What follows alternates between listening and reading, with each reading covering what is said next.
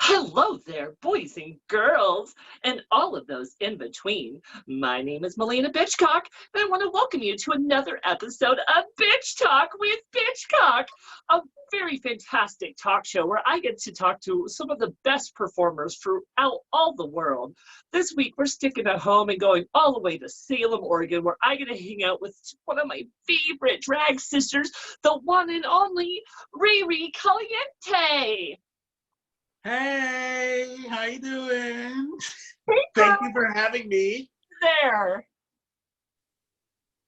Oh my goodness, thank you so much. Oh, are you surviving quarantine? Yes, I am.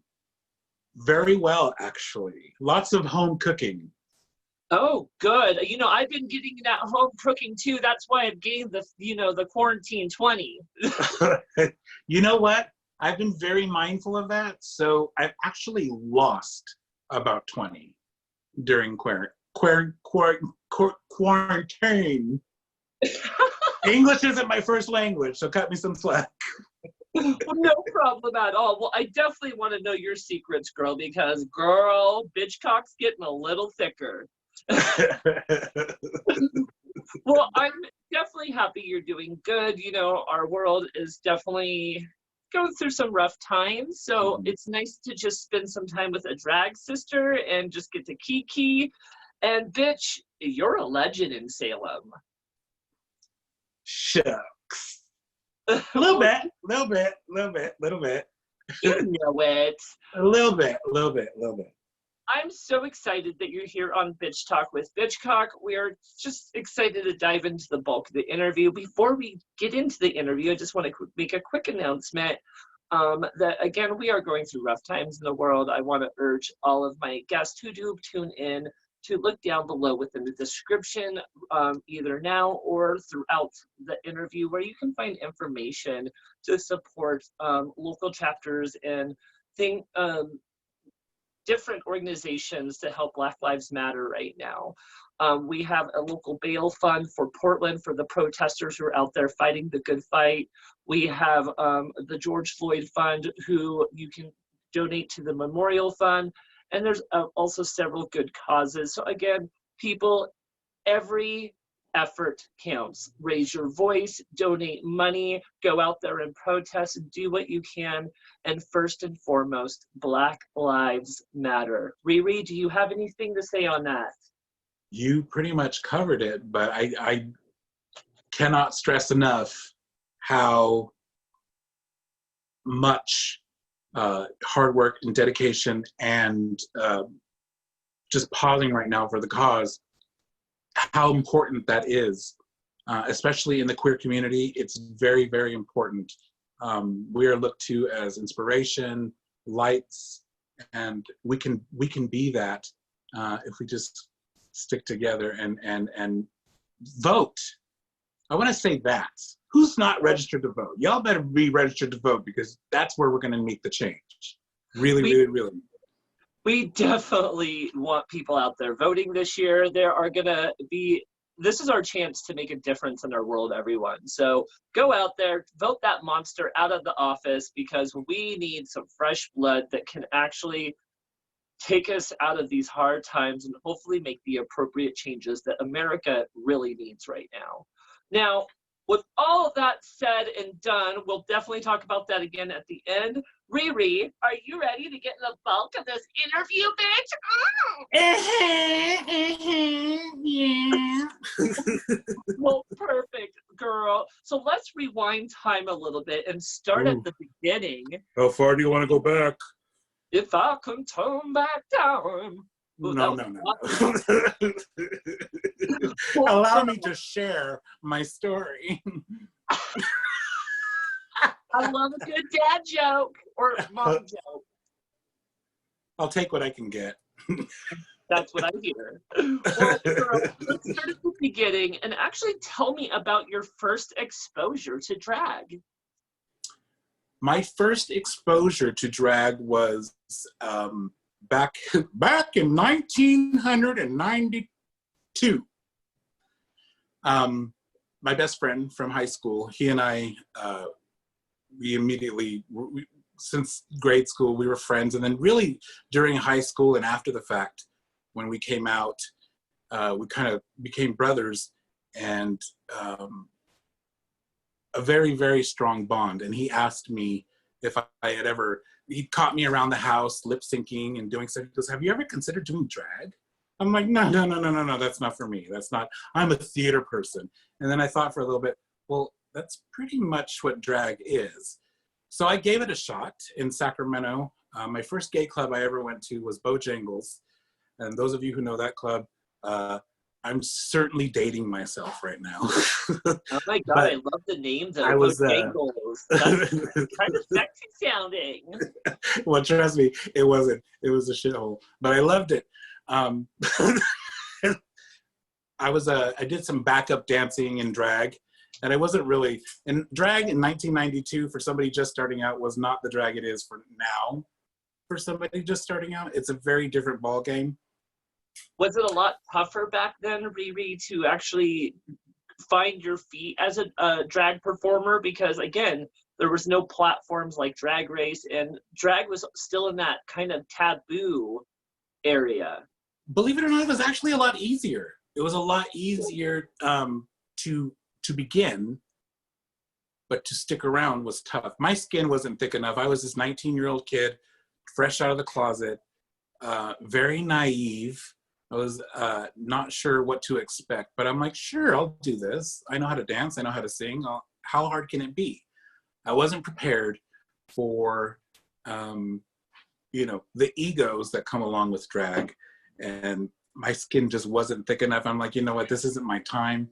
I moved to Portland, gave it a shot in Portland, did that for about 6 months. Again, not my time. So I just put it away and decided we'll see what happens. How many years did you put it away and take a break then? Probably like 17 years, maybe about 17 years. Excuse me? Yeah. What? I real life, and became a married woman and did all this stuff, and a married man. Focused on Richard for a little bit, and theater. I was always a theater kid, so I just stayed in theater. The stage has always been a very safe place for me. So drag wouldn't pop into my brain until about 2011, 2012, where I got the hankering for some cosmetics.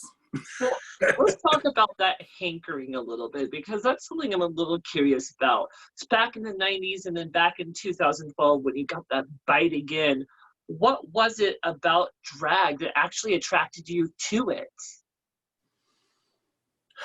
There comes a point, like as an artist, where there isn't enough to feed that soul. So by that time, I had already written and produced, directed, starred in several plays here locally. Was a huge name in the community theater world, but I was like Kirsten Dunst in Interview with a Vampire. I'm like, I want some more. I wanted something different. I wanted a different take on theater, and coincidentally, somebody I was working with at the time when I was working for the state of Oregon was involved in the Salem court scene. And he said, hey, if you're wanting to do theater, you should probably check this out. And I was like, do drag, I'm sorry. You should probably check this out. So I started coming to like F and Drag Time, watching Fabulons. I'd been to a couple of court shows just as an innocent bystander in the corner. And then I was like, wait a minute. This is what I want to do. I want to do that. Yeah, do I? Yeah, I want to do this. Well, so I gave it a shot. Now, you started drag in the 90s, which again is a total different creature. Mm-hmm. How was it to come back in 2012 and start dabbling with it? Was it more intimidating? It was intimidating at first to think of going down that road again. But during that time when I was like spectating, just a spectator, before I made the big debut, I was watching queens like Fabulanza, Ricky Lee, and I was like mesmerized by the fact that you could be beautiful, connect with an audience, raise money for those in need in your community, and have fun. Mm-hmm. And so I was like, I'm sold. And thankfully, everybody was super welcoming and very inviting. And I was very blessed to have the soft landing that I did coming back into the drag world. So I am curious, starting in the 90s and then coming back in 2012, do you feel like you had a sort of advantage because you already had maybe some makeup skills under your belt? You kind of no? Hell to the no. Hell to the no. No. I got, I'm legally blind. I was born legally blind. So by 2012, when I had made that, there was already probably 2 or 3 seasons of Drag Race. And I was like, I can't do that. I can't paint. Like, how am I gonna do this? And a lot of YouTube videos, a lot of time in the mirror, a lot of tears, a lot of anger, like a lot of brushes, a lot of misused cosmetics. And it was a journey. It was definitely a journey, but I kept going because it's something that I really wanted. It's something I never knew I wanted until it started happening for me. Well, I love that. I mean, we all go through that journey, Riri. The fact that, you know, I don't, any queen that starts off with say they started beautiful, most likely is fucking lying. Mm-hmm. And, you know, we all have to find who we are as a queen, what we want to look like, and find the right products, because that's also part of it. And, right. You know, I will say, I mean, who the fuck gives a shit what you look like back then? Look at you now. You're a true beauty. Thank you. It hurts, but thank you. Girl, it's a lot of work. I think a wise queen that was once Empress of Salem once told me, if you're not hurting, you're not doing drag. And I believe that was you that told me that. You know what? My words are not for me. They're for other people, okay? Well, speaking of you, why don't you tell me a little bit how you actually picked your drag name? Well, I'll go back a minute and tell you about when I first walked on stage. So I was gearing up for this big return to drag. My coworker, he's a past Mr. Gay Salem. It was a Tragic Mess, who is the one who got me into drag. And he said he had hooked up some sort of like conversation with Fabulanza and said, hey, maybe you can be a guest on Effin' Drag Time. I'm like, oh, cool. I would love that. I geared up, got my outfits, got my songs. And Fabulanza was like, I don't know her. I don't know who she is. I don't know where she came from. You know, I don't want to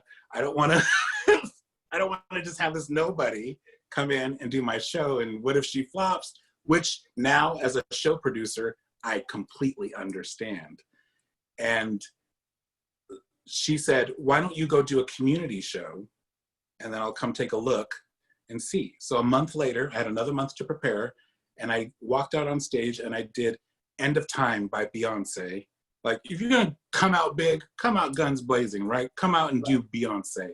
And I did it, and she walked up to me, handed me $1 and said, bitch, you ain't going anywhere. How about next Friday, you be at Effin' Drag Time? And just like that, I was part of the cast, and I've been doing Friday nights ever since. I love that. And then how did you get your name then? Because when I came in, I hit the ground running. I was doing community shows. I was doing I was doing shows all over the place, and it felt good to be pulled in so many different directions. My body may not have felt that way, but my heart did, and it was very flattering. The first within 6 months of me being involved in the community, I was named Entertainer of the Year by the court system that year. By Howie and Eleanor, they made me Entertainer of the Year, which was a humbling experience. And I got to perform and go to my first coronation that year, which was really, really exciting. But shortly after that, because at that time I was just Riri. I had always intended to be just Riri. I never wanted a last name. I was going to be Cher, Madonna, that kind of entity. But I was doing a show with Alana Rocks, and she introduced me as Riri Caliente. She's like, this bitch is spicy. I'm just going to call her Riri Caliente. And I was backstage waiting to go on. And I'm like, you know what? That's my name. That's who I am. That's pretty much sums it up. So I was happy to take that name and own it and become the matriarch of this Caliente family. Yes, queen. Well, I love it so much. Now, tell me a little bit about the character that is Riri Caliente. Riri Caliente, she's pretty much Richard, just turned up. Just turned up. Anyone who truly knows me knows that there's no difference between who I am in drag and out of drag. I'm the same person. I'm just a little bit goofier and a little bit more sassy. A little more caliente. Well, speaking of caliente, I thought you got a little more sexy when you got in drag, too. A little more sexy, yeah. Hey, who doesn't like to feel that sexiness, right? Oh, girl, I'm feeling it right now. Well, Should I leave you alone? Do you want to be alone? Well, I feel more alive when I have a camera on me. That's why you can see me on Pornhub any day of the week. Okay. My phone's broken. Sorry. Well, girl, no problem. Let's put you on the spot a little and play a mini game. And let's say I want you to, in only 3 words, describe Riri Caliente.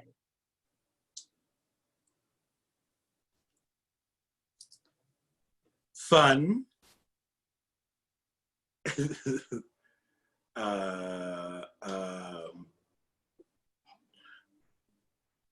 I feel weird saying this, but humble. Let's swap out humble for grateful. Appreciative. Okay. And maybe a little sexy. A little hot tamale. Well, I love that. I think that's a good description of you.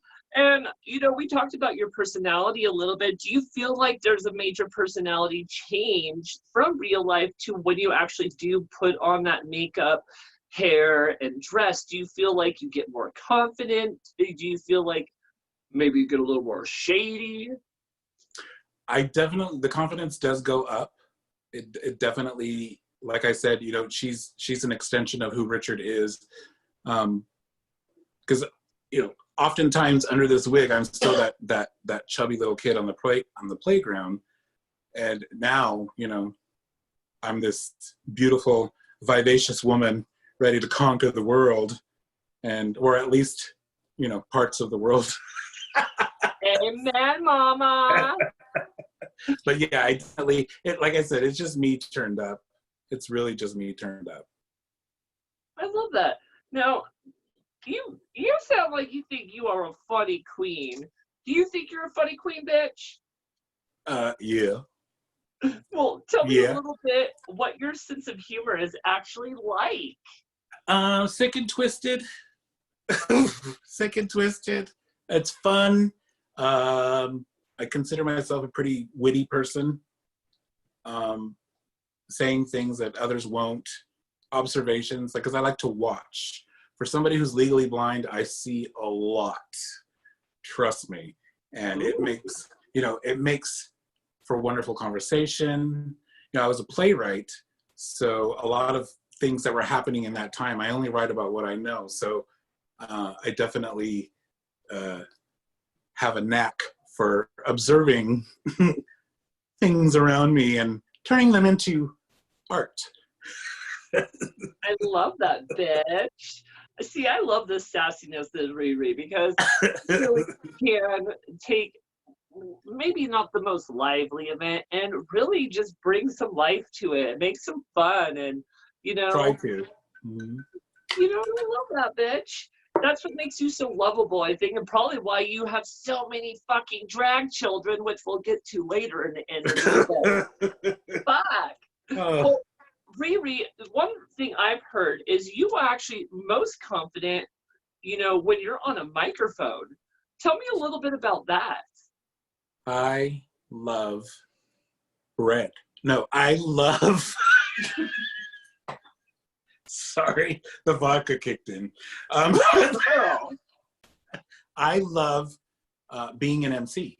I love connecting with the crowd. It's an extension of my, as much as I love to perform a number, I even more so love to entertain on the microphone with jokes, with witty banter, making people experience something that they wouldn't normally experience in their day to day, giving them an escape. And I've been told that I do that through my mic skills. Like, give me a mic and I will entertain. I don't even have to perform or do it. I'll just talk and you will be entertained. What could people expect from you on the microphone? Are you going to be just silly and goofy? Are you going to be poking at the audience? Or are you going to be flirting with all the hot boys? All of the above. All of the above. I like to, my favorite thing to do is when I'm hosting and there's a group of people there's always that one table that isn't paying attention to anything other than what's going on in front of them. They're on their phones. They're maybe not engaging with what's going on in the room, the drag show that they paid to come see. Right. I will sit right down at their table and be like, so what are we talking about, guys? What's going on? What is so important to pull your focus away from me? You have all this in front of you, and yet you choose to look at your phone. Shame. Well, it's probably Grindr, to be fair. Well, you control for dick on your own time, not on my time. Oh my God, Riri, this is why I love you. So, tell me a little bit, now, oh my God, I'm old, sorry. Shut up. This is what happens when you have tiny writing and big lashes. Now, bloop, bloop, bloop, bloop, bloop. What could we expect? No, we talked about that. Okay, sorry. Girl, so do you think you are a shady queen or a good Christian woman when you're on that microphone?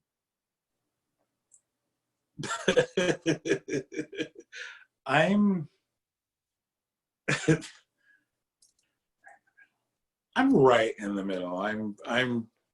I try to be, sweet, but sometimes people don't make it easy. So I just got to call shit out. What kind of shade would you maybe be known to throw? Just, like I said, if you're not paying attention, I'm going to make you pay attention. If there's something that's pulling focus from me or from the show or from any of my girls, I'll definitely pull you back and wake you up a little bit. Okay, girl. I've been known, there'll be a girl on her phone at a show and she's there and she's talking and I'll be like, girl, he ain't gonna call you back. Why are you talking to him right now? Not during my show. I love that. Now, we talked a little bit about your mic skills. Tell us a little bit what we can expect from a Riri Caliente performance. Yeah. Energy. Knowing all my fucking lyrics. Because that's important. No shade, no tea, no shade, no pink lemonade. We good. Oh, well, girls, No. who are you fucking kidding? We all know there's a lot of fucking girls that go out there and don't know their words, and occasionally I'm sometimes one of them, but that's mainly nerves. I The know minute that. I see that, I give you what I want to see in a performance. I give you dedication to the number, understanding what you're lip syncing about, because there's a lot of you need to connect with the material that you're doing. If there's no connection, I can tell. Not only do you not know the words, but there's just no energy there. There's no love for what you're trying to put out there. And that's everything that I do. The most silliest of songs I will connect to and make sure that you're feeling something. So speaking of connecting, are you known for giving us some like hip dance moves and tricks, like, you know, high kicks and splits and back flips? She said high kicks and splits. No. You know, there was a time where I might have done that. But I didn't, it just wasn't for me. That's not my style. And I appreciate it, and I'm amazed by queens who can do that. Blown away. And every time I do it, my crotch falls out every time I see somebody do a death drop.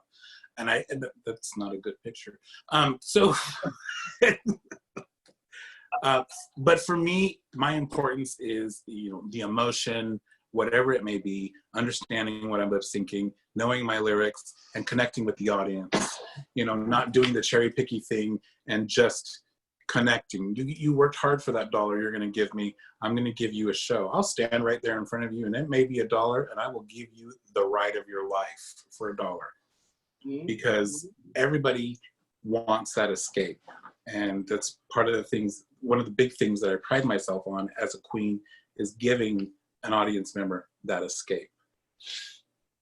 I love that. And it's true. You know, people come to our shows to kind of forget about the bullshit that's happening in everyday life and just have some fun and watch people be silly, you know, kind of live the glamorous fantasy. And I think it's important to bring, which I feel like a lot of queens forget, that this is a job. It's not just us dressing up and playing playtime. This is an actual job where you need to put real prep and real energy into what you're going to do. Otherwise, you might be in it for the wrong reasons. So, girl, tell me a little bit, like you mentioned you're a funny bitch and you do like to be funny on the microphone. How does your humor translate to your performances? I think I don't take myself too seriously when I'm out there. I might have good intentions to be emotional or to be super, you know, hypersexual, but if something happens and I start busting up, it's not the end of the world. If I break character, it's having that the fun aspect, keeping it fun, keeping it light. I do have serious moments, but most of the time it's about fun. It's about having fun. I love that. Now, I know you do some funny performances, Riri. Can you tell me maybe what one of your funniest performances that you think you have up your sleeve? Gosh. I think you were there the night I did You Can't Pray the Gay Away. You can't pray the gay away.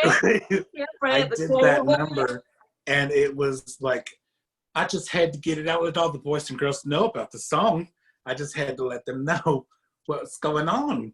You can't. As much as you try, you can't. That was a fun number. That's a recently, fun one.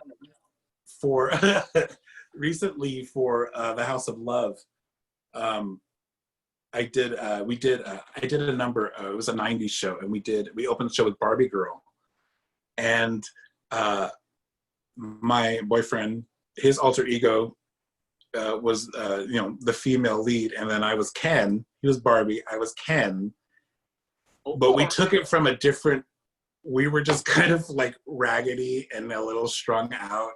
Like our hair was a mess. I came out as this big butch, like no sleeves, hat on backwards. We did it on a kind of, I don't know, trashy take on the song. And that was fun. The audience really loved that. I love incorporating comedy into numbers if there's an opportunity to do so. I mean, I'm not going to do, a message song and put comedy in it. There's a time and a place, but most of the time, I like to laugh and have fun. No, and I love that. And I think sometimes that is the one thing I feel like sometimes is missing from drag shows is that humor aspect or the comedy. One of your drag children, Miss Lilac, does a performance that literally makes me want to pee myself every single time I see her do it. And that's when she dresses up as the mom from Mean Girls and has that dog chew on her boobie. Oh my God. And that's the kind of stuff that us bitches live for going to a drag show. So, like, going and seeing Lilac do that or see you do the Don't Pray the Gay Away. Oh my God, what's going on over there? Oh, hey! Don't worry about it. Anyway, Goodness. She's got dog fights going on over there. I love it. Maybe. We keep it real energetic here. Real energetic. Well, girl, I also know that you are known for not just bringing humor to the stage, but you also bring a form of elegance to the stage that's very remnant to like classic drag and like classic glam. Tell me a little bit about those performances that you like to do. The first real bona fide drag show that I'd been to was Darcelle's. And when I saw that, I already knew there was a part of me that wanted to do drag. But I said, if I ever do drag and I really do it seriously, I want to incorporate that glamour, the sequin, the beads, the hair, the jewels. I wanted that opulence. And so I have those moments where I just want to be, a glamour bitch. And then I have those other moments where I want to be a hood bitch. But that's the beauty, I think, of excuse me, having that theater background is being able to incorporate any kind of style I want. Just commit to it and be good at it. I love that. I try. Well, you do a great job, bitch. Thank and you. I think you really bring some emotions, and it really gets people to think sometimes, especially when you do those slower songs or those classic songs. It gets kind of a certain emotion running through people's brains, and I think it's beautiful that you do that. I love doing those emotional songs because I get to pour my heart and soul into it, and it's also very cathartic. It's also very healing to do those songs because not only will I heal through performing the song, but seeing how everyone is touched in the audience and how they feel and how they respond gives me that energy right back. And it's like tenfold. I feel very, very blessed to have those moments on stage. Oh, absolutely. And I was kind of just curious, what is kind of your process of picking your music for your performances, and what kind of music do you tend to be attracted to? Well, for me, I was a weird kid. I didn't want toys growing up. I didn't want anything like that. I wanted records. Okay. I wanted music. Ever since I remember, ever since my mom can remember, I was always singing. So there was always music in the house. So I have this catalog of hundreds and hundreds of songs in my brain that live there. And so picking, it's just my mood, the event, what's going on in life, what's going on in the world, how I'm feeling that night. Maybe I'm not feeling so hot, so maybe I'll kind of like do something a little different to accommodate that. But it just depends. It's just whatever it is, know that it's coming from a personal place because I don't really, if I can't relate to it, I'm not going to put it out there. I can't, I don't want to, this is, imaginary enough. I want there to be some more heart and some feeling and some substance to what I put out there. No, I love that, girl. And what would you think makes your performances actually unique from other queens? I I know my lyrics. No, No, that's just, I didn't realize, you don't realize until you get into game and you travel, and you see all these different performances, these different shows all over the country, because I've been all over the country doing what I do. And there's always that group of queens that just don't get it. They think they're gonna, cantaloupe, watermelon, honeydew, whatever they want to do. You're not gonna, know your words. So definitely that, and like I said, the energy and the commitment to giving an experience, no matter what it is. Okay. And what do you think makes Riri always so fearless when she's in drag? I don't know if she's necessarily fearless, because she's very fearful in the sense of just always wanting to be good, and making sure that I don't care if I fall on my face. I don't care those things, obviously, because there's stories about me falling a lot during performances. Oh no. but I think it's just turning all of that nervous energy into something positive, and it's filtering it out as something that will give the audience an experience, and they'll never know. There's been times where I've gone out on stage and I've felt completely miserable, and people have come up to me, "Oh my gosh, that was the best performance. Oh my God, thank you so much for doing that." It's like, really? Because I kind of felt like collapsing. I think it's funny. It's about being a fucking professional, okay?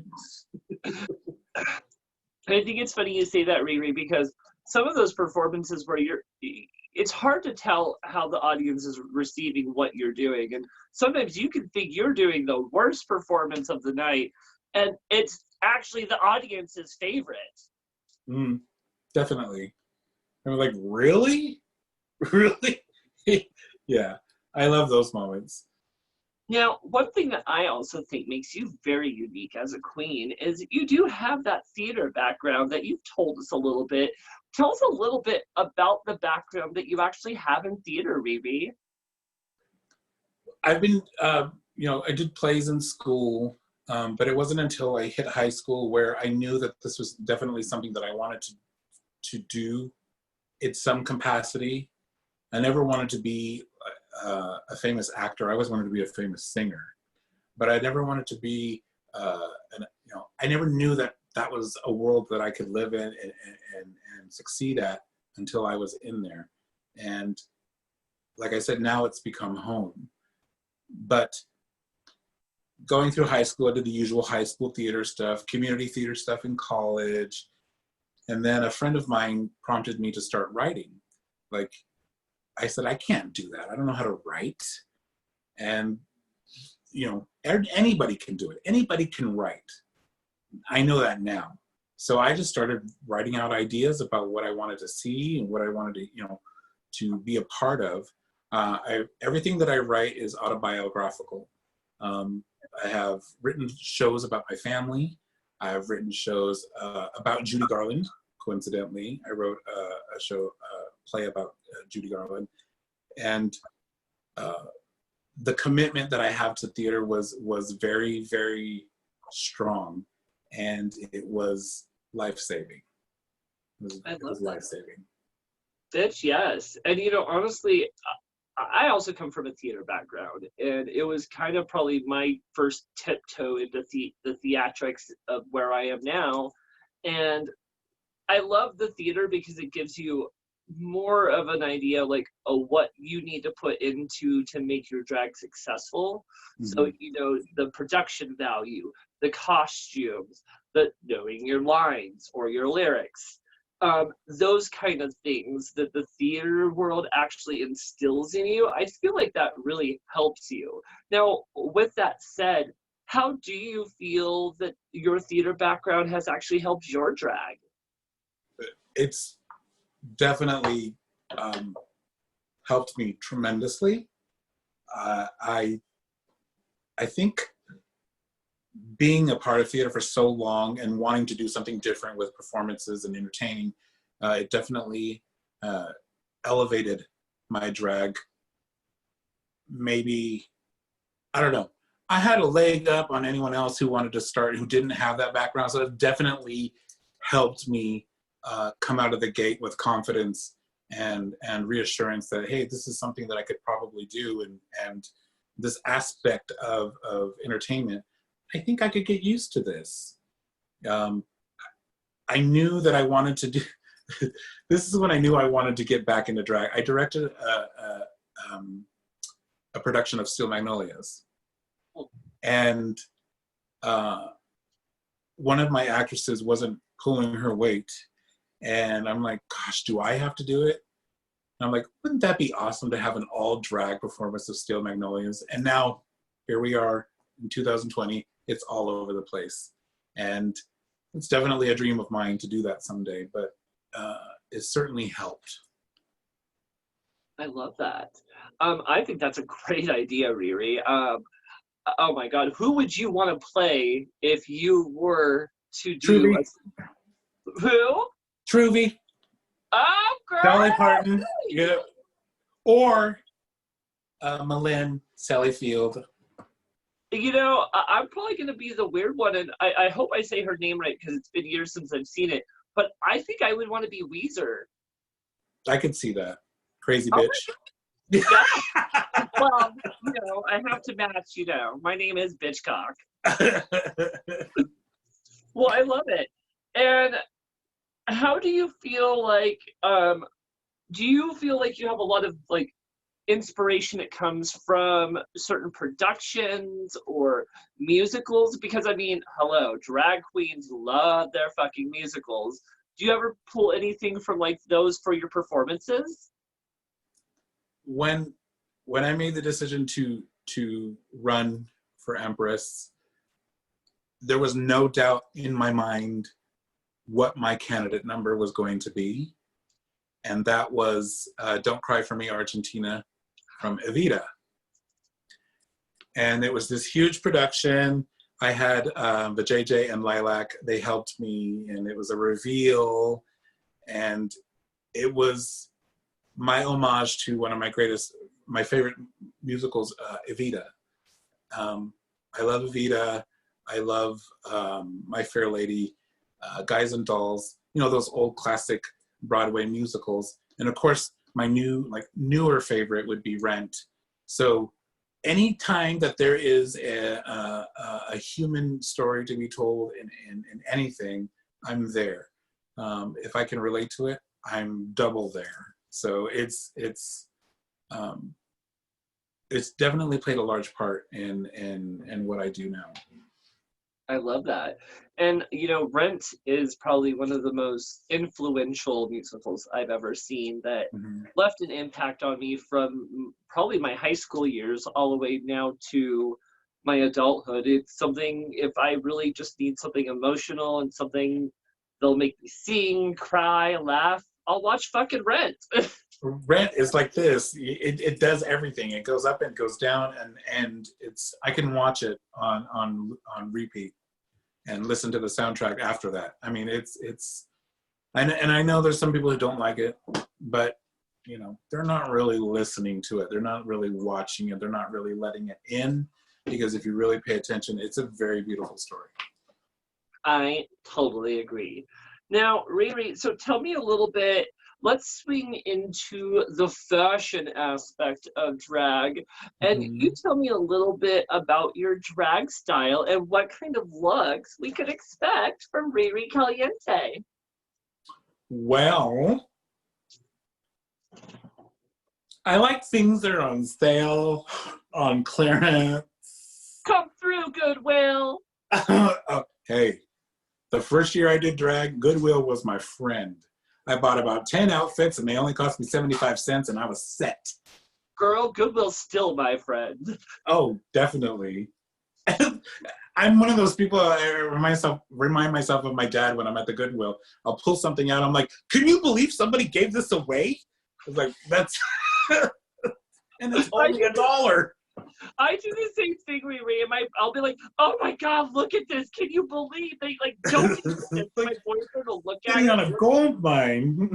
Well, he'll look at it, look at me and be like, wait, you like that? I'm like, well, bitch, yes. It's fabulous. He's like, honey. One man's garbage is a drag queen's treasure, I'm telling you. So, do you prefer to be more glamorous and elegant with your drag, or do you like to get sexy and club dressy with it? I kind of let the night, the mood dictate. If it's the number, if it's specific to a number, then and it calls for it, then I'll definitely be that. But overall, I think what I like to sell, if I was selling anything, is just personality. I don't really consider myself a fashion icon by any means. That's not what I've ever tried to be. I've just always tried to be somebody who is in tune with the community, in tune with her audience, in tune with herself. And I think I do that. So if that amplifies my drag, my fashion, so be it. But that's not like, of course I want to look pretty and I want to look, snatched and, head to toe, beautiful, glamour, gorgeous. But ultimately, I think it's just my attitude that comes out. Like, I'll still be glammed up, but, I'll drop it like it's hot if I need to. Yes, and I think you're correct. I think your attitude's what brings to life your looks, no matter what you're wearing, because, you always have a confidence on stage, and I've seen you in such a variety of costumes, from a see-through bodysuit to a full-length couture gown that was custom made for you. And I love seeing that dynamic that you're able to do almost everything, but it does make me think, Riri, what is your favorite drag costume that you have in your closet? Like, your favorite? When I stepped down as Miss Gay Salem, I had a dress made for me, and it was this red sequin gown, floor length, big butterfly sleeves. I love it so much because it not only looks amazing on me and it was great to look at, but it has sentimental value to me because it was the gown that I bought for my step down as Miss Gay Salem, where my step down, I had my grandmother, my aunts, and my father, these people who I thought would never ever attend anything that I was at, were there, cheering me on, throwing money at me, accepting me, and telling me that they love me. So I tie all of that to my dress, and that's why that dress, I cannot part with it because there's huge sentimental value to me. And I look damn good in it too, so there's that. Damn right you do, girl. You look stunning in that dress, and that's that like bell sleeve dramatic. Yeah. I love it. No, Riri, you are definitely one of Salem's most legendary queens. In fact, you are so legendary, you are the drag mother to almost half of the new Salem girls out there. Tell us a little bit about your drag family, bitch. Well, it is large. You know what? Because she likes to have babies, I guess. I don't know. How many babies do you have, Mama? Oh gosh, let's see. 1, 2, 3, aborted 3, 4, 5, 6, 7, aborted 7, 8, 9. No, I have that I claim 6. Oh my goodness! And do they all have different dads? Oh my gosh, I think so. A lot of them were immaculate conceptions, so I'm not necessarily sure. Kind of like, when you leave a sandwich out overnight and it has mold on it the next day. this is kind of that kind of situation, but not mold. Instead, I got a drag queen for a daughter. Oh my gosh, I'm sure Lilac loves that she's being compared to mold. No, I'm not saying. Girl. No, it's one thing to birth your children and adopt your children and welcome them into the fold and welcome them into your family. But it's another thing to see them thrive and grow. And, you know, hopefully, like any parent, drag or not, you can see a little bit of yourself in them. And I do with all of my children. I see a little bit of myself in all of them. And which is why I'm just blown away by the things that they're doing now. So I'm very, very, very blessed drag mother. And you have some legendary children. I mean, just a few of them: Priscilla Caliente, Lilac, the Queen of Wig, and then the JJ. Oh, just amazing queens in their own rights. Priscilla has elevated her drag to a level that I know she's always wanted to, and is now doing it. And, you know, she's getting those gigs on her own. And I love everything that she's doing. She remains, you know, humble and dedicated to what this queen has an idea about every second, every minute of everything that she does. And that is so, she came to me that way. She came to me inspired, and I painted her for Closet Ball, and that's how she became my daughter. I love that.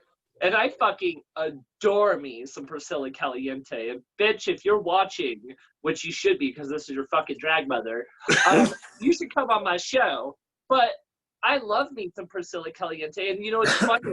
The more and more she's evolved and the more and more she's found who she is as a queen, she's gotten so glamorous looking. Sometimes I'll be scrolling through Facebook and be like, is that India Farah from RuPaul's Drag Race? But like, oh no, it's Priscilla! You know what? She would love that comparison. We just had this talk a few days ago. She would love that comparison. That's awesome. It's true, because sometimes I'll have to do a double look, because she sometimes, with her drag and the evolution she's gotten to, she's starting to look like India Farah, and I love it. Yeah, she likes that. Well, perfect. Now, what kind of things do you try to instill into your drag children? Oh, I wasn't done boasting about my drag children.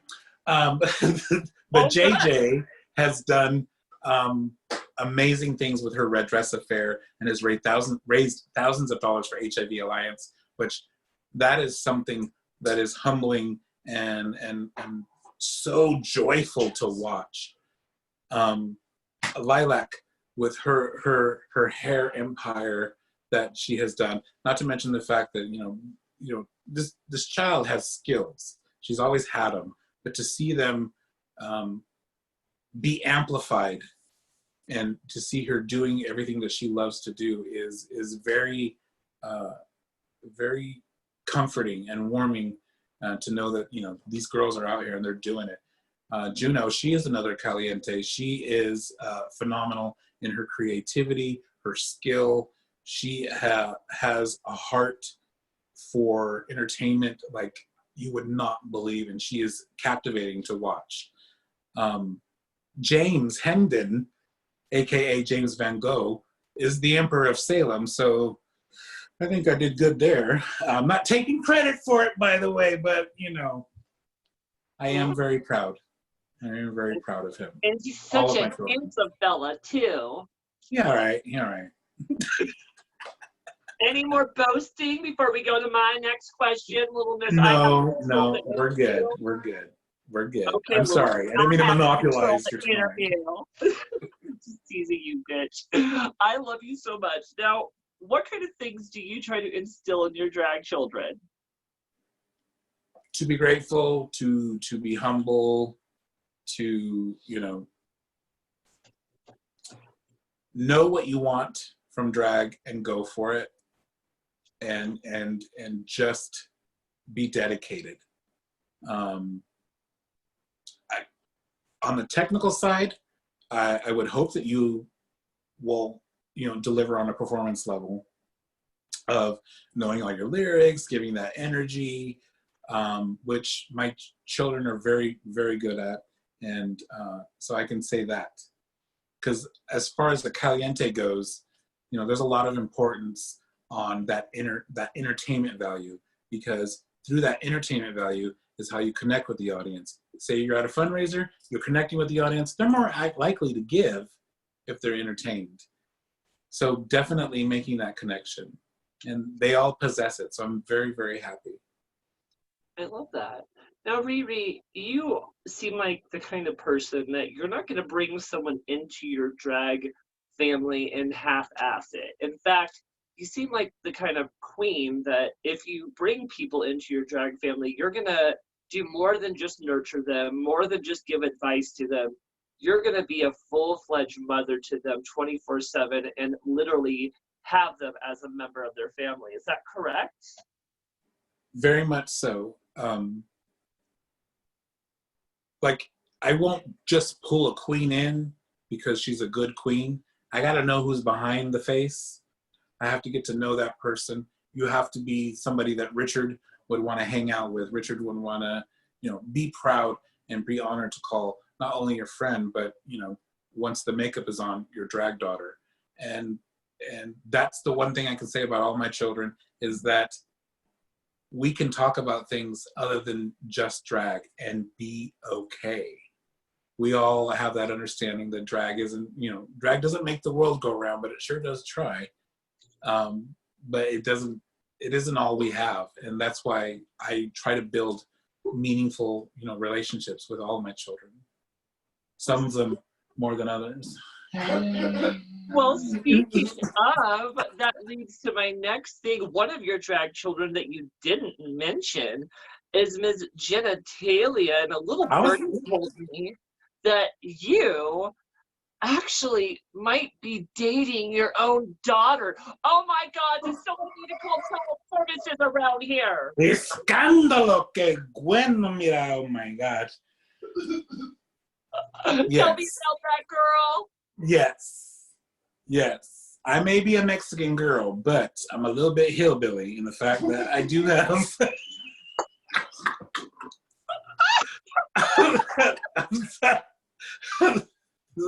You mean my daughter's my wife? No, I don't.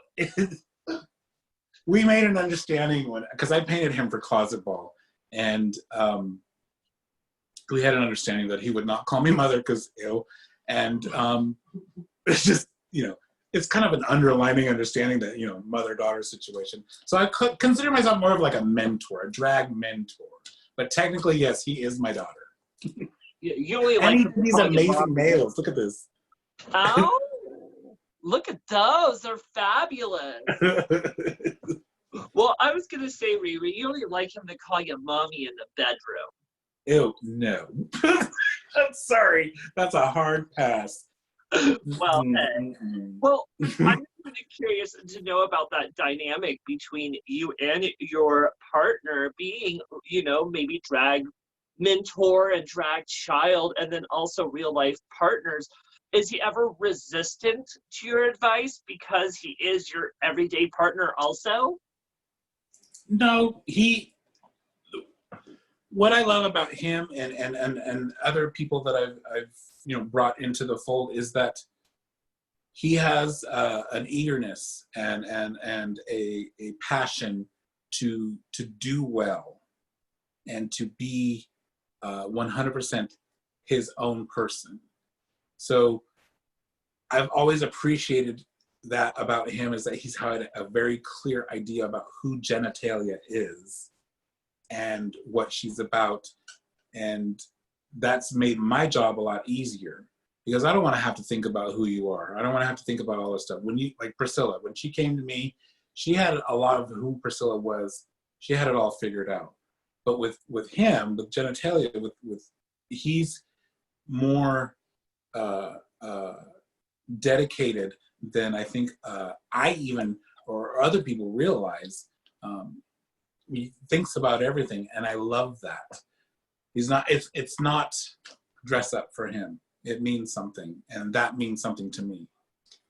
I love that. And our closet is much, much bigger now because there's 2 of us. So. Yes, queen. And you know, I have to say, who doesn't love to get in touch with genitalia? That's on my to-do list. No, I love it. Does it ever get competitive between you two? Be like, no, I'm gonna wear the red dress. No, I'm gonna wear this red. Funny you should say that. I'm working on some projects, and we had a discussion. Was it today or it was today about? He was telling me what he's going to wear for the project, and I'm like, oh, you mean my green dress? He goes, no, my green dress. I was like, oh, my green dress. So yeah, there's those little things, but I was like, are you going to wear the big titties tonight, or am I going to wear the medium titties? What are you going to do? So there's these discussions about that's about as crazy as it gets. There's no comparison. I want to see him succeed. He wants to see me succeed. So we support each other 100%. I love that. And, you know, I think it's so beautiful when queens date each other or your partner starts to do drag with you, because they're going to be able to relate on a whole different level what you're going through and what you put into your work. Mm-hmm. Yeah, one of the first things that he mentioned, I don't know the exact verbiage, but once he got in it and was doing it a couple of times, he had mentioned, it's like, this is a lot of work. It's like, yeah, it's not for drag, ain't for sissies. I'm just saying. It's true. Drag's not for quitters. Well, Riri, speaking of not being a quitter, I know you have quite a few fucking titles underneath that belt of yours. In fact, why don't you tell me about your first title, which was Miss Southside Speakeasy from Miss 2013 all the way through 2016. What did you have to do to hold the title that long, bitch? Raise thousands of dollars for our community. Get it, girl. I was approached by Ardina. She was the reigning Miss Southside Speakeasy, and her and Fabulanza kind of cornered me and said, hey, we think this would be good for you. What do you say? I'm like, I can't do that. I just got here, and I'd only been on the scene for about 6 months. And I was like, this is way bigger than me. And they're like, no, we have faith in you. We'll help you. You know, we'll walk you through it. And you don't worry, you're not going to be alone. And I wasn't. And those 3 years of fundraising for Southside Speakeasy, for all these very, very deserving charities, was probably the greatest lesson that I have had to date as a drag queen who does fundraising. That those 3 years taught me how to put on a show, how to strengthen my mic skills, how to rally people for a cause, how to spot, you know, who's in need in our community and you know where the need is and make those things happen. And with the help of David and Troy with Southside Speakeasy, I was able to do that and flourish and raise thousands and thousands of dollars for people that needed it. So that was my first real title. And you know, so oh, it's a bar title. No, it's not a bar title. It was something that meant something to me, and still to this day is very, very important to me. Speaking of meaning a lot to you, I am kind of curious, like, what was it most that you loved, and what was maybe your favorite memory of holding that title? For that particular title, I have this memory. I did a show once, and there were 2 people in the audience. Ooh. Yeah. Ooh. That's it. And they came out, they were sitting there, and I had these line of performers ready to go, and there was just 2 people out there. And that's where the theater training comes in. It's like, I don't care if there's 1 person or 100 people out there. They get the show, the experience of their life. And that's what we did.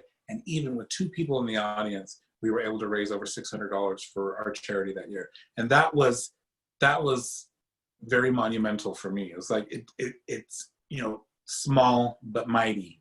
And that was something that was kind of, you know, that fluctuates, you know, as well as I do, you know, with fundraisings, sometimes you can get, you know, 2 people in the audience or 200. It doesn't matter. It's where your heart is, how much you give, and not only, you know, financially, but just your heart of yourself. And that can move mountains if, you know, your heart is in the right place and you're directed well. And that was one of the things that I certainly was very, very happy and proud of. I love that. And I think it set you in the pace that you basically went through, because from that title, you also went to Miss Gay Salem. Tell me a little bit about that title. So I Miss Gay Salem 38. Mm-hmm.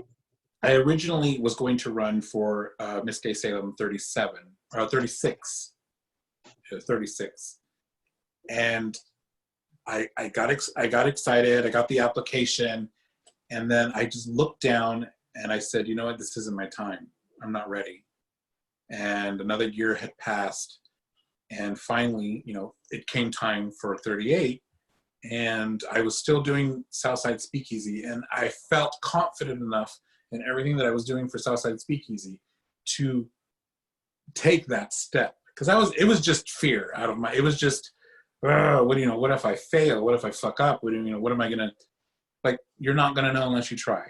And I had already had enough work under my belt as Miss Southside Speakeasy where I was confident enough to do Gay Salem.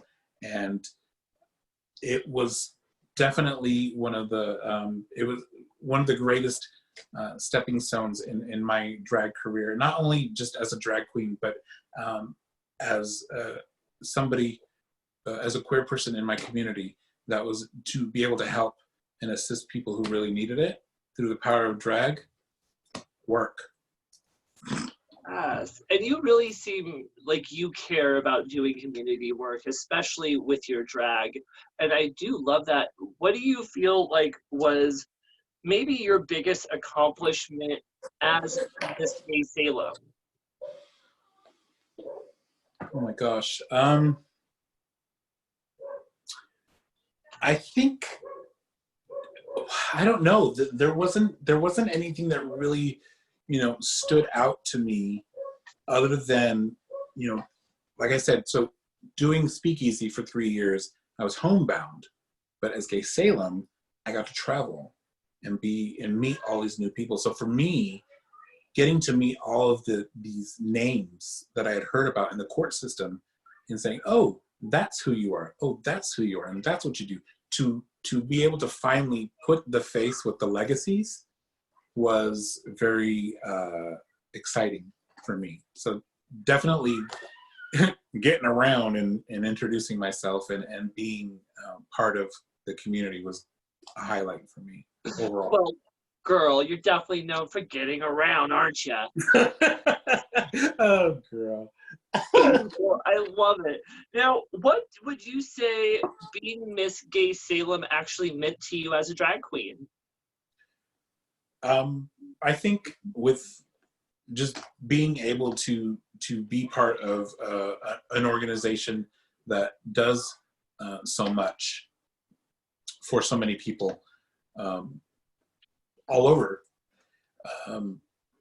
knowing that I had a tiny little part in that definitely is pretty powerful, empowering, to know that you're part of that machine that helps people who need it. Absolutely, and I love that so much. In fact, not just being part of the machine, at one point you decided to be one of the main cogs in the machine, and you actually ran and became the Empress of Salem. Tell me a little bit about that experience and what number you were. I am Star Empress 40, and if I had any kind of doubts or trepidation about Gay Salem, they were doubled as Empress. And I feel like if you're nervous and you know, you're not sure, it's probably the best time to do it. You just got to get in the trenches, and you just got to make it happen. And I was very nervous, because I wanted to do well, and I wanted to make a difference. I wanted to make an impact. I reigned with Johnny Woo Fox. He was my emperor, and both of us in our whole reign, we had a very amazing team, and we got a lot of shit done. And it was probably a highlight, if not the highlight, in my drag career, to leave that kind of a mark on my community and in the court system as a drag queen, as somebody who cares. So that was exciting for me. Absolutely. And you were definitely a mighty empress that led with just kindness and sweetness and, you know, sometimes resting bitch face. See, I got that a lot. I get that a lot. To this day, I get that a lot. It's like, no, I'm legally blind. I'm trying to focus. I don't have a resting bitch face. You'll know when I have a resting bitch face. I know, girl. Because you will feel your ass literally fall out. If I'm looking at you wrong, you will know when I'm pissed off at you. I think it's so funny that so many people are just like, is she mad at me? Like, is she a bitch? She's a bitch. She never says anything to me because I can't see you. Hello? That's my boyfriend. My boyfriend will tell you the same thing. He didn't know I was after him for a few months. He thought I hated him. No. Just legally blind. No resting bitch face. Well, I love it, girl. Now, tell me a little bit, what does it being able to do work for your community and being able to raise money with your drag actually mean to you? It means a lot to me, because drag has literally saved my life in ways that I can't even begin to explain. So to be able to do something that is so freeing and to be able to help people, and it's not even so much about, you know, raising the money. It's about having a presence and knowing that you're making a difference. And you know, I've got thank you letters. I've got cards from people after the fact, and after fundraisers, thanking me for my dedication and for my hard work and for the money that was raised. Those things mean something to me. I take those very much to heart, and I have a little box that I keep everything in that I have received, you know, fan letters and things like that. Those are the most rewarding moments, is seeing those happy faces, those fed faces, those well taken care of faces, all those people that are struggling who get a little bit of enlightenment or joy or funding from this is pretty miraculous and very, very empowering. So I don't take it for granted at all, and I'm truly blessed to be able to do that. I love that so much, and it's so wonderful to see what you can just do with the power of drag. And you know, with that said, Riri, during your year as Empress, what would you say was one of your biggest accomplishments that really meant something to you? I think, again, you know, being able to travel and give the ISCWE, the Imperial Slavic Court of the Willamette Empire, a presence, a face, a heart. Not saying that it didn't have it before, but it always means something different to everybody. And for me, it meant I was going to be able to do more on a much bigger scale and invite more people into the fold and hopefully move mountains and do something worthwhile with this title. And for me, just being able to raise thousands of dollars in our year and pull new people into the court system, you know, pulling, you know, Lilac and James and Ashley and having the JJ as my Princess Royale, that was home. Being an Empress was like being at home, and it made for a very exciting and fun year to an extent. Absolutely. I hear you. And what kind of advice would you give any upcoming performers who would be interested in running for any of those titles that you were able to snatch away? Figure out why you want to do it, and don't and stick with that. If because I can't tell you how many times I've heard or we've heard, I really want to help people, but but then you get them into drag and they get involved, and then they're sitting there in the corner taking selfies. It's like, how are you helping people? I feel very attacked by this, Riri.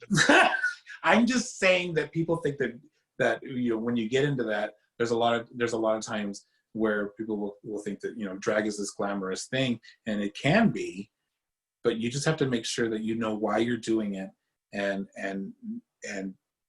there's so many people who wake up and say, you know what, I'm going to be a drag queen, and then they get out there and they do it, and then they realize, oh, this is hard, I can't do this. It's so it's definitely a challenge, but if you're up for it, then do it. Absolutely. And Riri, I mean, you, on top of doing all this community work, you've done so many other amazing things with your drag career. One of the ones you were telling me about that I really think stands out is that you were able to perform at a halftime show for a local roller derby girl competition. Tell me a little bit about that experience. It's funny, but it is definitely a highlight for me. There was this idea to marry the world of drag, because there was so much crossover. The Derby girls would host their championship parties, like their after parties at the speakeasy. And so there was this conversation that started like, hey, what if we had drag queens do the halftime show? And they said basically, well, why don't we just have Riri Caliente do the halftime show? And so I did it. And you have all these people watching roller derby, and they're into it, and then all of a sudden here I come out in a zebra print coat and silver heels, and with a reveal, and it was like, here's your halftime show, people. This is what you got. And to see all those, to see the crossover of the people in the audience, like eating it up and loving it, was just, it was like endorphins were released, and I was full of energy, and it was fun. They might as well just put some roller skates on you at that point and just. That's what I'm saying. I would have wore some skates. I'm still waiting for my Xanadu skating fantasy. I'm still waiting for that to happen. Well, it'll happen soon enough, I'm sure. And I'm more imagining you as actually one of the roller derby girls, like going through them, pushing people left and right. I'll tell you what, right now, if that was to happen, if I was to be a roller derby girl, I'd certainly have some aggressions I'd want to take out. Ooh, that sounds so kinky. No, just ferocious and bitchy. Well, I love it. I love a good bitchy queen. Now, speaking of accomplishments you've done, one of the other things that you were quite proud of is you have been able to be part of the Red Ribbon Show, and at least at one point you were even able to be part of putting together the show one year. At that point where, when I came onto the scene, we were at the 6th annual Red Ribbon Show, and I had never seen fundraising on that level in my life. And to know all the hard work that Johnny Wu put into it, I was blown away by the thousands and thousands of dollars he was able to raise in one night.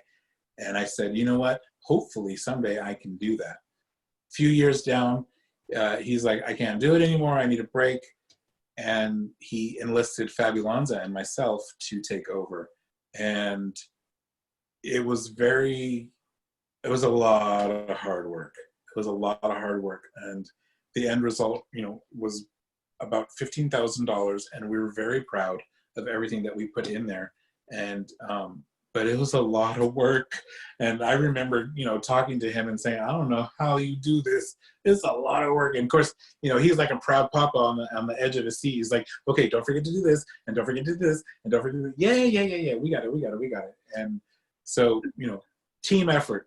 It was definitely a family team effort. I love that, Riri. And why are shows like the Red Ribbon Show and the Red Dress Party that the JJ does so important to you, not just as a queen, but as a person?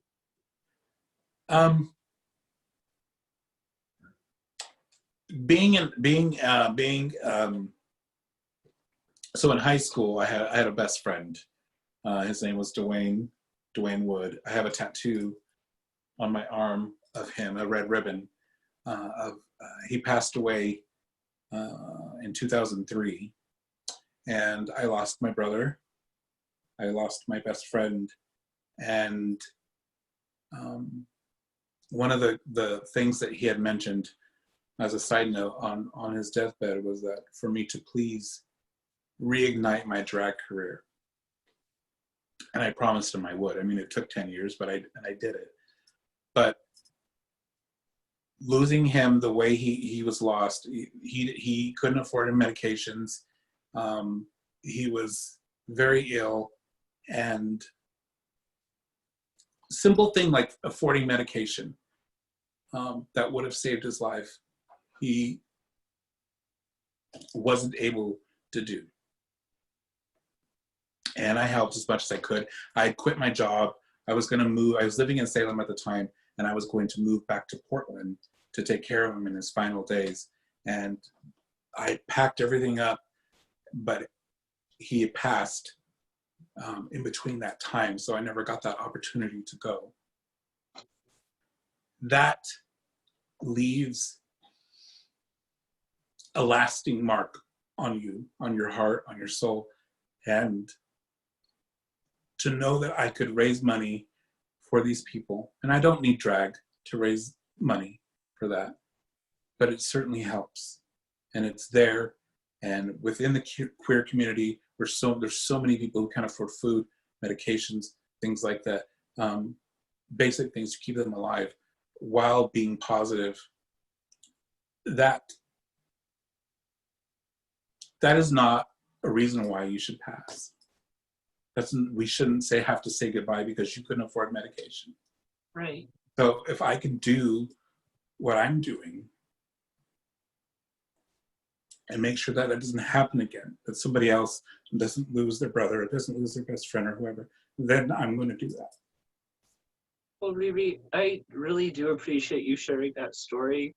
I feel there are a lot of beautiful people still out there, even right now in 2020, who are suffering with HIV and AIDS. And, it's not quite the struggle it was in the 80s and 90s, but it's still hard, and it still can take a piece of you as a person.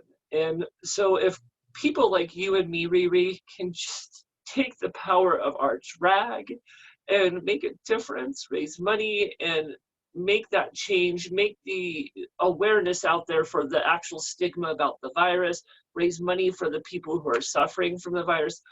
I mean, that's truly a beautiful thing. So again, I want to thank you for telling that story, because I mean, I know it was very emotional and hard for you to tell that. As much as it is difficult to tell, I love telling it, because those are the stories that need to be told, to be able to, put it into context so people understand that there is still very much a need to care for our positive brothers and sisters, not only to be there for them, but to be there financially for them, to be there, to be a light. Because I know for a lot of them, for him, it was very difficult to wake up in the morning and realize, oh gosh, here I am another day. Is this going to be the day? That was very, to watch somebody, to watch somebody that you love so much go through that. It's very humbling and very, like, you want to just, oh, how do I fix this? How do I, and so here I am, with titties and ass and hair and makeup and raising money. So that's basically, Yes! basically I'm like a prostitute, but for like, to help people. Because that's what I do. I help people. And I think that's beautiful, Riri. And I just want to personally thank you for doing your part as a person, a queen, and just a community member, taking care of those who actually need it. So thank you again. We'll dive a little further into your interview, but I will say we're actually close to the end. Now, Riri, tell me a little bit. Now, you've done a few things. We're going to kind of go to a more fun area of the things you've done in your career. And I know you've told me you actually were able to give them the opportunity to go all the way out to LA and, perform at Hamburger Mary's out in West Hollywood. Tell me a bit about that. Well, Wendy Ho, I don't know, for those of you who know Wendy Ho, she was somebody who came out to the Speakeasy almost annually for a while, every holiday season, and she did a show at the Speakeasy.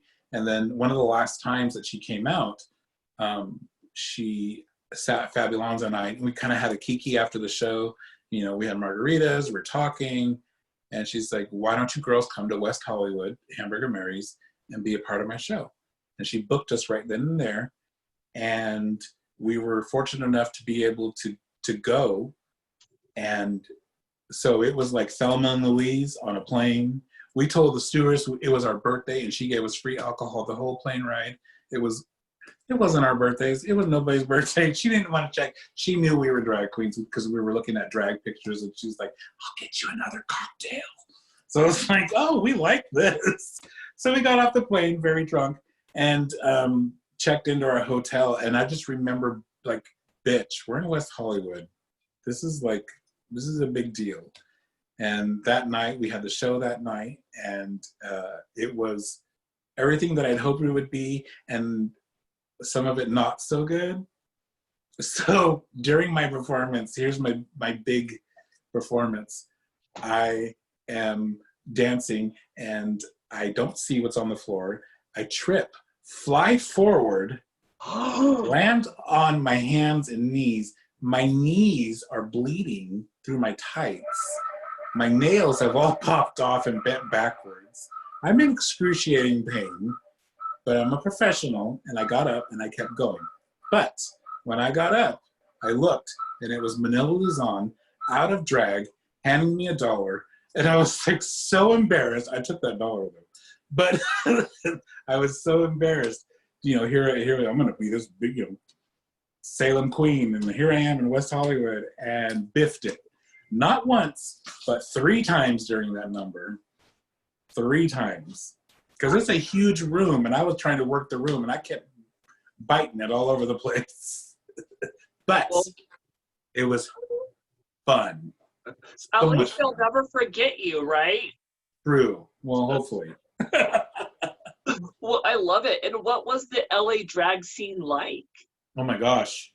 Big, very draggy, very, I'd seen, that was the night I met Tammy Brown that night. I met Kelly Mantle. I met some of the Rue girls that night. And I just remember being like a kid in a candy store, like, oh my gosh, this is like graduation for drag, It was like, here I am with all these queens that I've watched on TV, and now I'm doing a show with them. So it was really exciting, very exciting. I love it. Riri, when I went out to LA for DragCon, we went 2 years. The second year, we got invited to go to a club. We got free tickets. They just said, just come out, hang out with us. And it was Detox hosting the show. And, it's funny because we were sitting there, and all suddenly we're kind of looking around, and we're like, There is Jay Jolie. There's Monica Beverly Hills. All of a sudden, Phoenix. All these different RuPaul girls were just kind of popping up to the audience. We're just like, oh my God, what's going on? Fangirling, yeah. I love it. Now, what was it like to actually be able to live your drag fantasy all the way out there in, LA, even if you did fall down a couple of times and perform, I had the best of the best? I had family that lived in that area. So the family that I didn't think would show up or surprised me by being there. And that was nerve-wracking in an awesome way, to look out in the audience of all these strangers from another land. I'm a California kid. I grew up in California. So it was like, in essence, going back home. But drag career-wise, it was a whole new ball game for me. And to see family out there was nerve-wracking and also very comforting. So it definitely made it easier and a lot more, fun, exciting. I love that. Now, what do you feel like is important for the people watching who may not know to really know about Riri Caliente? What's important for us to know about you, bitch? That I don't have resting bitch face, that I am approachable, and that I'm the good time you didn't know you wanted. Ooh. And I don't mean that in the very dirty way. Well, Jim, I was kind of getting excited over here. No, I want them to know that I respect everybody. I try to, but when you act like a dick, you're gonna get treated like a dick. So, but ultimately, I really just want to have fun and I want to get along with everybody. I'm really that kid who says, can't we all just get along? And sometimes, egos and bullshit and all that stuff clouds all of that. And at my age, I don't have time for all that. No, so, I get it. The one thing, though, that you did say that's kind of making me wonder a little something is, you say if you act like a dick, you get treated like a dick. Does that mean you swallow them whole? No.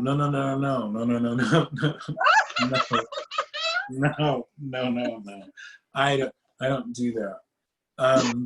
You're a good Christian woman, right? I am. My mouth is for eating. Not for anything else. But I didn't say what I eat. I didn't eat that. It's for God, eating. I'm having so much fun, and I'm so happy you came on our show. You are one of my favorite queens. Before we let you go, what can we expect next from Riri Caliente, and what would you like to ultimately do with your drag career? Well, funny you should ask, Selena Bitchcock. I've started writing again. And yes! I'm writing the outline right now for my play, and it is going to be about what happens backstage at a drag show. So, and I only write about what I know, so I can't promise that I'm not inspired by certain individuals. Oh my God. But the names and places have been changed to protect the innocent. Oh my God, I'm not innocent. Please leave my name just as it is. Name the character Bitchcock, just because I'll live for it. This is messy. But I've started writing again, and I want to marry, I know they're kind of like they're in the same family, but I really want to marry drag and theater together. Like, everything that I've learned as an actor and everything that I've learned as a queen, I want to put it together and make something pretty phenomenal. But girl, that's completely doable. My very own role model does that herself, and Peaches Christ, she takes these amazing movies and then she rewrites them to make them queer and draggy. and then recreates them with drag. So, I mean, it's something that's so doable, and I wish it's something that more queens did. So the fact that it's something that you have under your belt that you're working on, I mean, all I have to say is, let me know where your casting couch is. I'm ready to audition. Well, thankfully, I would just give it to you. Oh, I love you. So I'm working on that as well as some video projects. I'm gonna my YouTube channel is getting ready to launch. I'm getting ready to do some pretty big things with video production, and I'm excited. Tomorrow we're going to be doing some taping. There's some things on the horizon for Miss Caliente, and I'm very excited to show them to you guys. I just cannot wait. I bet you are going to have us all just titillated. Now, well, there'll be tits, for sure. So. Well, Riri, you and me have known each other for quite a few years and have worked together in several shows, have worked with each other in the court community. Do you have any fun, crazy stories or any just fun memories of working with the one and only Melina Bitchcock? I don't have anything. Well, we always have fun, but I don't have anything particular. But I will say, and I'll just say it, what I appreciate, I was telling Priscilla today, I was talking to Priscilla and I was telling the boyfriend last night, what I appreciate about you the most is that you have a dedication to your craft that is very, very seldom seen. I love watching everything that you put out because it's 110% you, and I could tell that there's a lot of thought, a lot of love, and a lot of effort that goes into what you do. And the fact that you've started this talk show during this time of chaos in our world is remarkable and unexpected, I'll say, but very much appreciated. So thank you for keeping it going and doing what you do. There's 100. I know there's heart in what you do because you have a huge heart. So I thank you for what you do. Thank you. And it's not just because of all the Big Macs I eat. Now I want a Big Mac, bitch. Now I want a Big Mac. Well, I truly appreciate you saying I'll all eat that. 2 Big Macs. I don't give a fuck. I'm trying not to get emotional over here because that really touches my heart, because I feel like a lot of people don't always see all the work I put into everything, and sometimes it's like, well, I'm just going to keep going and I don't care if they see it or not. But like to hear that it does get recognized, it means something to me, Riri. I've seen you get excited about earrings and a necklace. Like I've seen, I have seen how much joy the art form brings you, and you can't help but not just pull a little bit of that and cherish that for yourself. And so that's definitely why I keep doing, is when I see passion in people like you and my children who love what they do and do it with all their heart. That's what keeps me going. In times when I want to quit, I look at you guys and I look at all of these people who are giving so much of themselves to bring people joy. Makes me want to continue and do what I do.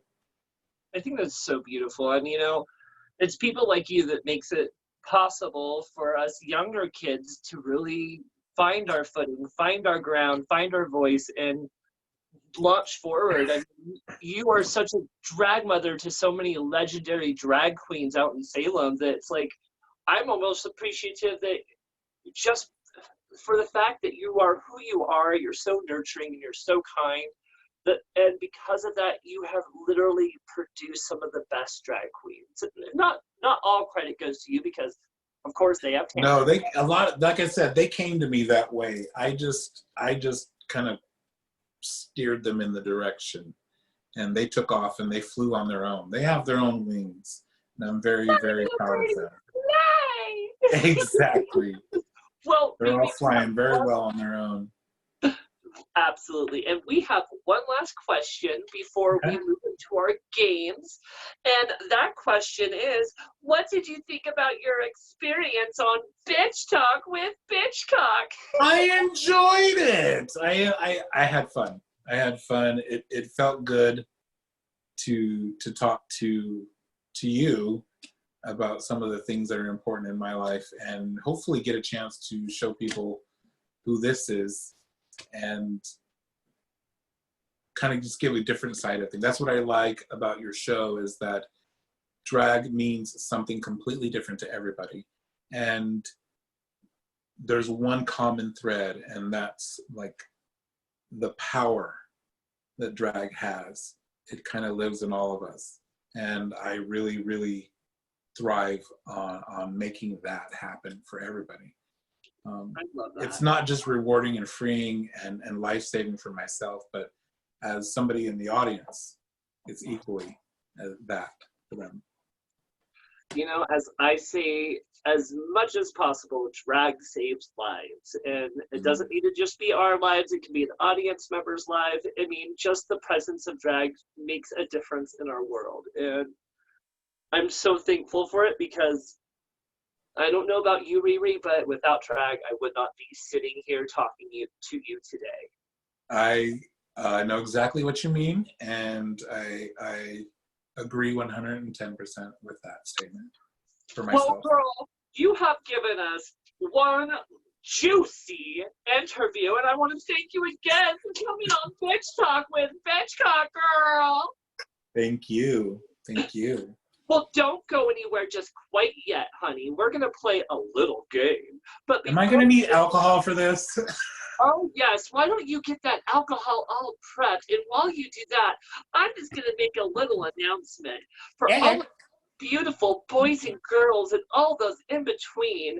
I want you to really take a look down below into that little description box.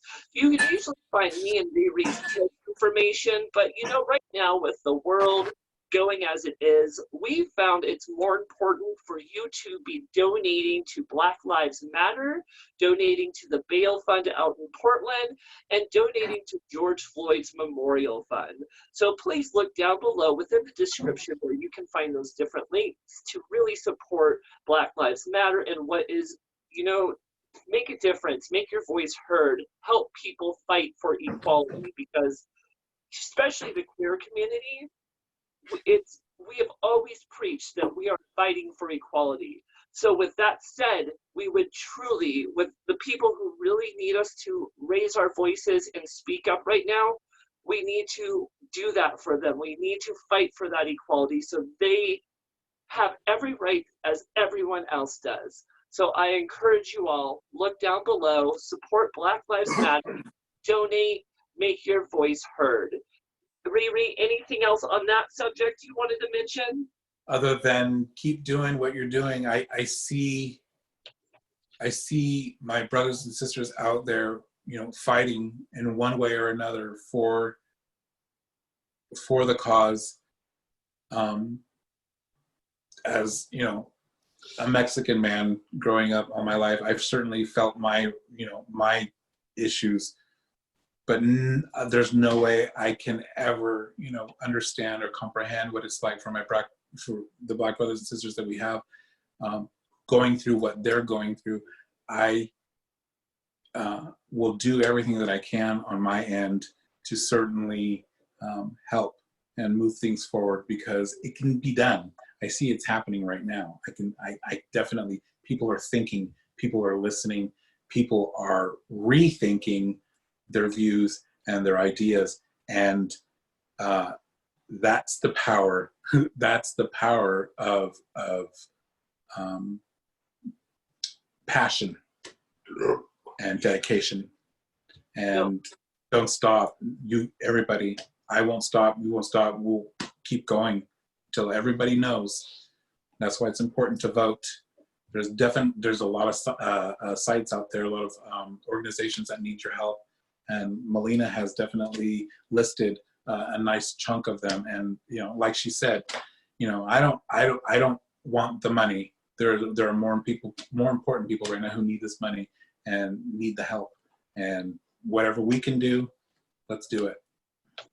Absolutely, bitch. I fully agree. And again, that information will be down below. I only have limited information, so if anyone out there has more links or places for us to donate to support this cause, please send that my way. So as I do future episodes, we can make that grow bigger and just try to make a bigger impact.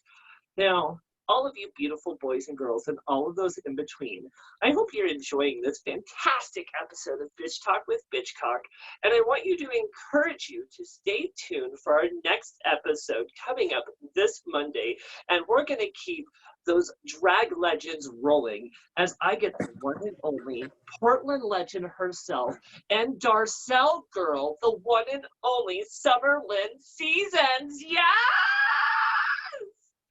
This queen's gonna come on here and spill all the tea from doing drag from almost like 20 to 30 something years and really being one of the best Darcel girls. So definitely tune in this Monday.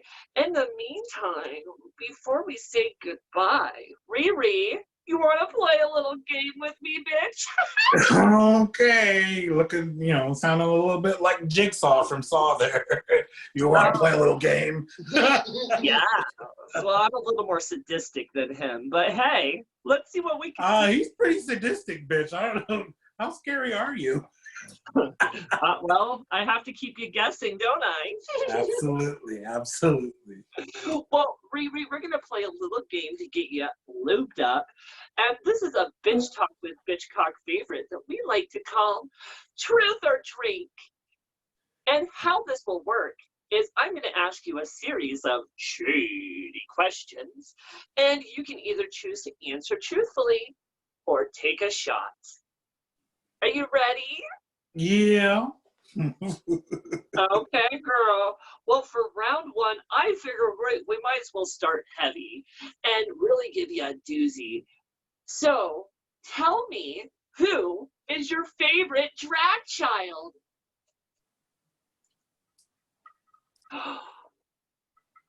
Is she taking a shot? I love all my children equally. Oh, that's No, what I do. I love all my children. They bring something different. Each of them brings something completely different to the table, and it makes it very easy to love them. I love But that. every once in a while, you got to smack your kids around a little bit, make them, Child services. Child services. I do have a favorite. Is it your husband? Yeah, well, it's my man, yes. Oh, no ring quite yet. Sorry, I don't mean to push you.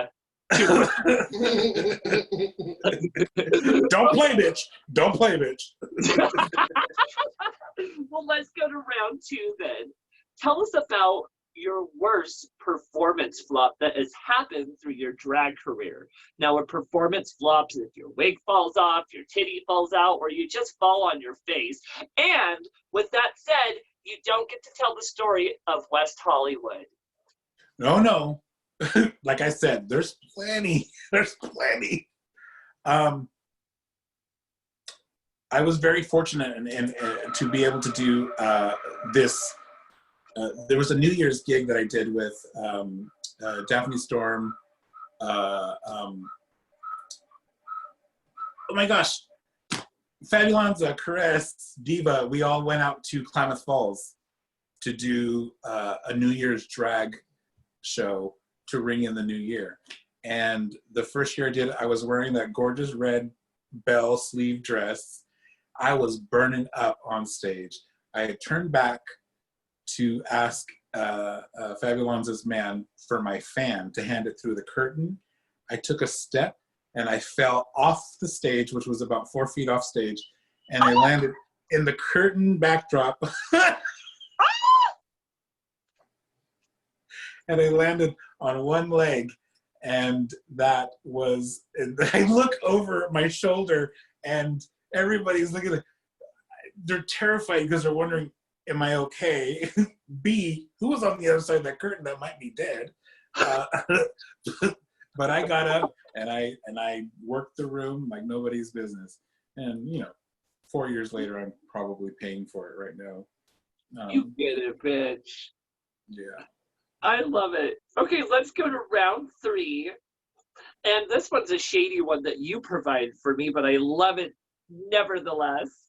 Who is your least favorite drag performer to watch perform?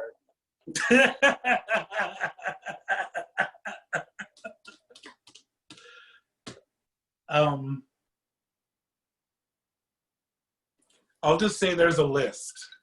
There's a list? Okay, girl, you take that shot. This bitch is going to be drunk by the end of this interview. I just can't wait.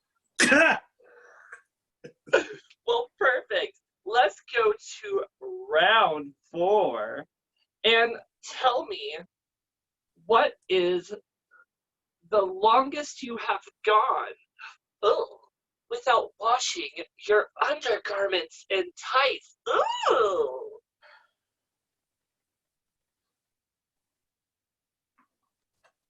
I just get really emotional about dirty undergarments.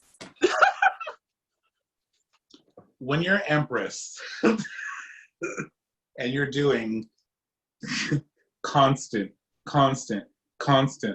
it is hard to keep up basic maintenance sometimes. I'm really good about it, but there were those times where I was a little crunchy and corn chippy. Y'all know what I'm talking about. So a while. Long enough to know better. Long enough to know I should probably stay home. I think when you start to get that corn chip smell coming out of your drag bag, you need to wash them. And I challenge any queen to say she don't know what we're talking about, right? Right. Y'all know, because y'all some nasty bitches, y'all know. Oh, girl. And like you said, I was empress, so I know the struggle. The struggle is definitely real, trying to find that average time. And you'll go like, okay, I need to go put on my pantyhose. And you're like, oh, fuck. I'm going to breathe. I just did a weekend of 7 events, and you want me to wash my tights? That's a lot to ask. That's a lot to ask. Well, perfect, bitch. Let's go to your last question of truth or drink. And besides your beautiful and handsome man, tell me who is your biggest crush over a local drag queen? Ooh.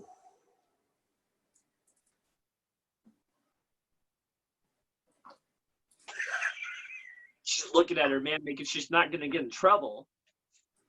I just have to remember.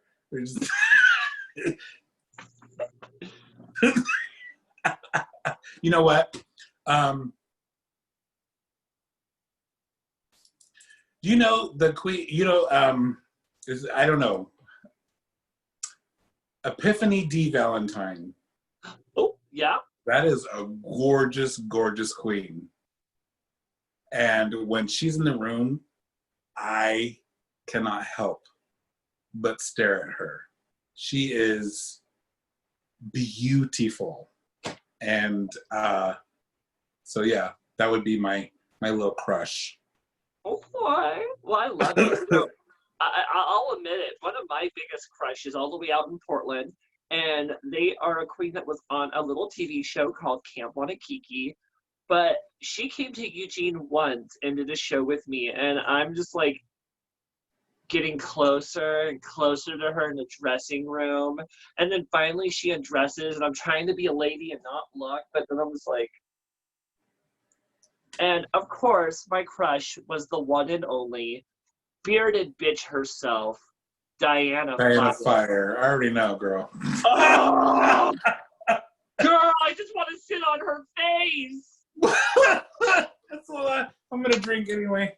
Well, now that we got you all lubed up, Miss Riri Caliente, we're gonna play one more game, and this is another Bitch Talk with Bitchcock favorite, and this one we like to call Marry, Kai, or Cancel. And how this will work, my love, is I'm gonna name 3 names at you, and out of those 3 names, you're gonna tell me who you would marry, who you would kai-kai with, and whose gigs do you want to cancel? Okay. Okay. Oh, this one's so fun. It gets so many people in trouble. So Yeah, for thanks. round one, I love everybody. Thank you. Go ahead. Okay. Let's start with a little disclosure. For any names that are mentioned, please don't get upset. Please don't get mad. It's all in good fun. So for round one, we have the Salem Queen herself, Miss Fabulonza, the beautiful Southern Oregon plus-size diva, Miss Diva Disaster, and then all the way from Portland, the Portland crazy queen herself, Miss Vivica Valentine. And it's Mary. What? Kai Kai. Cancel. Kai Kai. Oh, Mary Kai. So who you want to marry, who you want to fuck, and whose shows you want to see get canceled.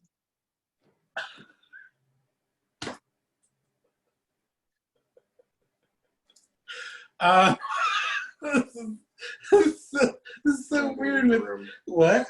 20 leave room. No, you're fine. You're fine. Mary, Diva Disaster, because have you seen the wigs and the outfits? Yeah. Kai Kai, Vivica Valentine, because we're basically the same person, so it would be like fucking myself. And I've always wanted to know what that's like. And then cancel would be fabulous, only because I'm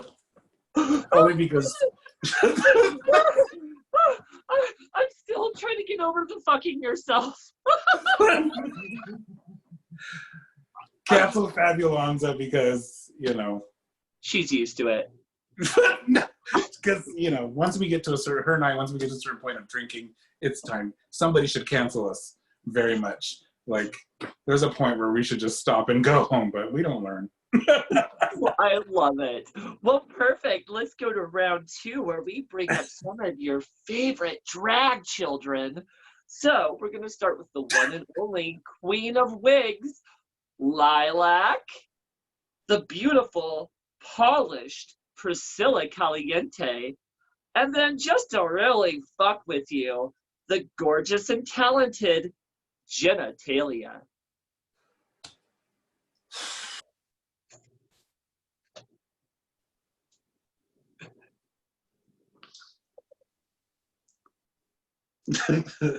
How about I kill the other two, cancel the other two bitches, and I marry Genitalia?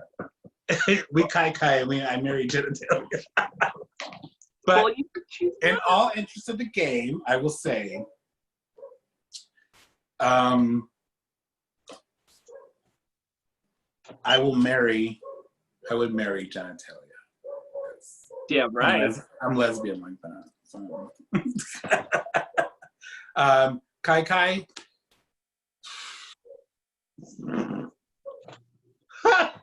This is my children. Mama loves you, not in the dirty way.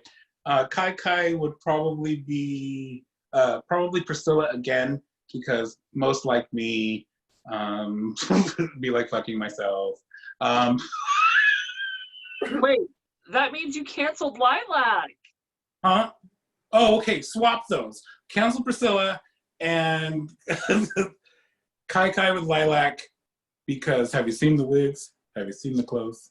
Girl, I was gonna say, I mean, even I'm smart enough to know to fuck Lilac just for the wigs. Well, I love it. All in good fun. I love it. Let's go to round three, where we pick some legends from all over, from Salem, Portland, and Eugene, starting with the one and only Angel Phoenix, the beautiful and talented Darcel girl all the way from Portland, Oregon, Miss Poison Waters, and then the bitch herself from Eugene, Oregon, Miss Caress Ann Slaughter. Ooh, you're fucking with me now. Okay, ooh. This is dirty. Dirty, dirty, dirty. All right. Dirty, dirty, dirty. Okay. We're going to marry. You said Poison, Caress, and who? Poison, Caress, and Angel Phoenix. Okay. We're going to marry Angel. No, we're not going to marry Angel. We're going to marry Poison because she has pretty cuties. Aww. We're going to cancel Angel because she's always canceling herself. So I wouldn't have to do any work. She's doing it for me. And then, so that would mean no, this is not fun. I don't like this. Let me tell you something. Caress's boyfriend is my boyfriend's best friend. So it's a little close to home. It's a little weird. So, to say the least. Okay. Well, cancel them all. Cancel them all? Well, perfect. We have 2 more rounds, and then we'll say our goodbyes, Miss Riri. This next round, round 4, is last year's Empresses of Oregon. So, of course, we're going to include the one and only Miss Kimberly Michelle Westwood from Portland, Oregon, the beautiful and talented Miss Sunshine Ray McPherson from Salem, Oregon, and the crazy kooky cunt herself, Miss Melina Bitchcock. There's the motley crew right there, I'm telling you.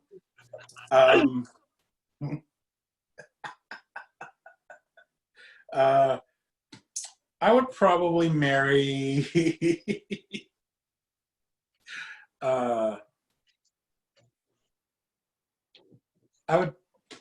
this is really hard, bitch. I know.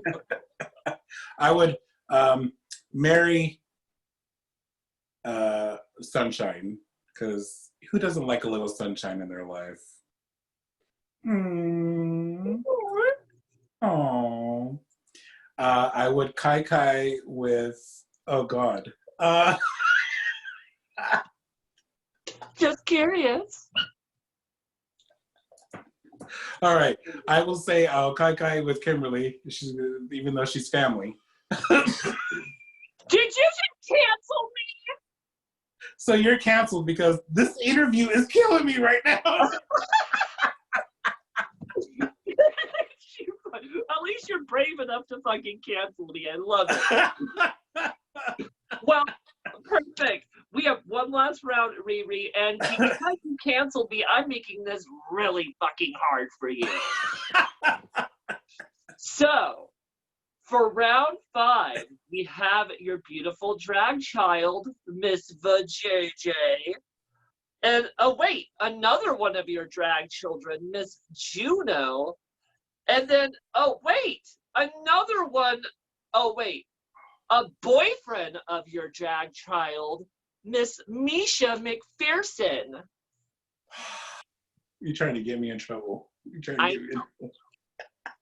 I deserve it. After canceling you, I deserve it. Wait, so if I canceled you, technically we should be done, right? Bitch. Okay, I would marry... I would marry, let's see, I would marry, this is hard.